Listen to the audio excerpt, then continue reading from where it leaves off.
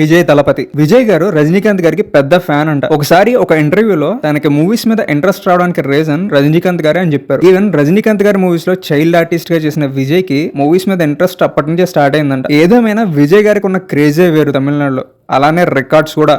అనంటే మన తెలుగు వాళ్ళు ట్రోల్ చేస్తారు కానీ తమిళ్లో అంతకు మించే ట్రోల్ చేశారంట. ఈవెన్ తన కెరీర్ ఇనిషియల్ స్టేజ్ లో ఒక మ్యాగజైన్ లో తనపై రాసిన ఆర్టికల్స్ చూసి డిప్రెషన్ లోకి వెళ్ళిపోయారంట. ఎంత బాగా యాక్ట్ చేసినా సరే యాక్టింగ్ రాదు అని రాసేవాళ్ళంట. ఈవెన్ మూవీ హిట్ అయినా సరే. బట్ తన కెరీర్ స్టార్ట్ అయిన 12 years కి ఇళయ తలపతి విజయ్ కెరీర్ లో టర్నింగ్ పాయింట్ లా ఒక మూవీ పడింది. అదే గిల్లీ, మన ఒక్కడు తమిళ్ రీమేక్. అండ్ రీసెంట్ గా గిల్లీ మూవీ తమిళనాడులో రీ రిలీజ్ చేస్తే ఇప్పటి వరకు ఉన్న రీ రిలీజ్ రికార్డ్స్ అన్ని దాటేసి టాప్ లో కూర్చుంది. అరౌండ్ 10 crores వరకు కలెక్ట్ చేసిందంట ఒక్క రీ రిలీజ్ కే. అది విజయ్ కి తమిళనాడులో ఉన్న క్రేజ్.